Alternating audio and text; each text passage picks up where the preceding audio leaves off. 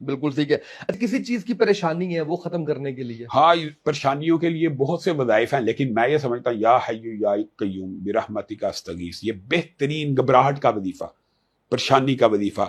ہاں مختلف قسم کی پریشانیاں ہو سکتی ہیں، مثلا انسان اپنے آپ کو بالکل تنہا فیل کر رہا ہے اور سوچ رہا ہے میرا کسی بندے نے ساتھ نہیں دیا، تو اس کے لیے اس سے مختلف وظیفہ ہے حسبی اللہ و نعم الوکیل. اور اگر یہ سمجھتا ہے فلاں میرا دشمن ہے اور اس سے مجھے خطرہ ہے، تو اس کے لیے وظیفہ اللہم انا نجعلک فی نحورہم ونعوذ بک من شرورہم. یا انسان کبھی کسی ایسی مشکل میں پھنس جائے کہ اس کے اوپر حملہ آور ہو جائے، بندہ تو پریشان ہو جائے کہ میرے پہ کوئی اٹیک ہونے والا ہے، تو اللہم اکفنیہم بما شئت. یہ سارے کے سارے پریشانیوں کے وظیفے ہیں، اور یہ سارے وظیفے رسول اللہ صلی اللہ علیہ وسلم کی حدیث سے ثابت ہیں. یہ سارے وظیفے جو میں نے بتائے ہیں رسول اللہ کی حدیث سے ثابت ہیں، اور یہ پریشانیوں کے اندر کہنے والے ہیں. بیماری سے نجات کا وظیفہ، بیماری کے لیے تو بہت سے مجربات ہیں. مثلا سورت فاتحہ اتنی کو مجرب ہے آپ حیران رہ جائیں گے. ایک ڈاکٹر عفان صاحب ہیں جگر اسپیشلسٹ، انہوں نے ایک پیشنٹ سے پوچھا کہ آپ کا یہ جگر کا جو کینسر ہے ختم کیسے ہو گیا؟ تو اس نے ان کو انٹرویو دیتے ہوئے بتایا کہ میں نے علامہ صاحب کا یہ وظیفہ سنا تھا کینسر کا، کہ سورت فاتحہ 41 دن پڑھنی ہے، 41 مرتبہ فجر کی سنتوں کے بعد کینسر ختم ہو گیا. کینسر تو سورت فاتحہ شفا کے لیے بہت زیادہ مجرب ہے، بہت زیادہ اس کے اندر فوائد ہیں.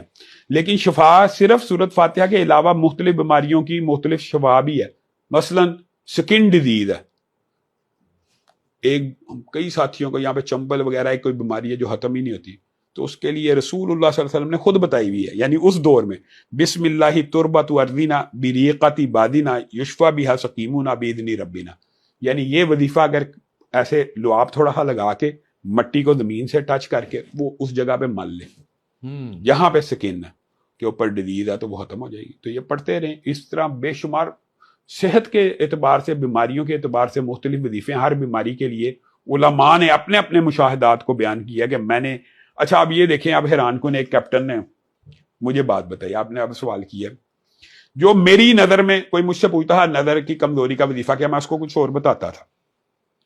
اس نے اپنا واقعہ بتایا کہ میری والدہ 70 سال کی تھی تو اس کی بینائی چلی گئی، تو ڈاکٹروں نے کہا کہ یہ بینائی واپس نہیں آ سکتی، کورنیا بھی اب نہیں ڈال سکتا کوئی، یعنی ریپلیس ہوتا ہے یا کوئی بھی جو بھی ہوتا ہے وہ بھی نہیں ہو سکتا.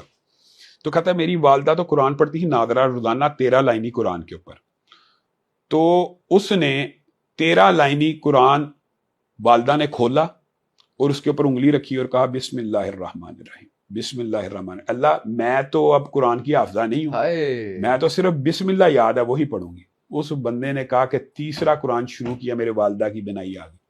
اب بتائیں بسم اللہ الرحمن الرحیم صرف، اور وہ اس نیت سے نہیں پڑھ رہی کہ آنکھ واپس آئے، وہ صرف اللہ کو راضی کر رہی ہے کہ میں جتنا سبق پڑھا کرتی تھی میں نے اتنا روزانہ پڑھ لیا. لیکن شام بھائی وہ عقیدت، وہ محبت، وہ ادا بھی تو دیکھے نا کہ پھر کتنی اللہ کو پسند ہے. اب یقین کریں اس کے بعد جب سے یہ واقعہ سنا نا، اس کے بعد میں ہر بندے کو کہتا ہوں بسم اللہ پڑھ کے آنکھ کے اوپر لگائے. یعنی آپ بتائیں نا، ہر بندے کے مشاہدات، یہ لوگوں سے بھی پتہ لگتا ہے کہ میں نے یہ کام کیا تو مجھے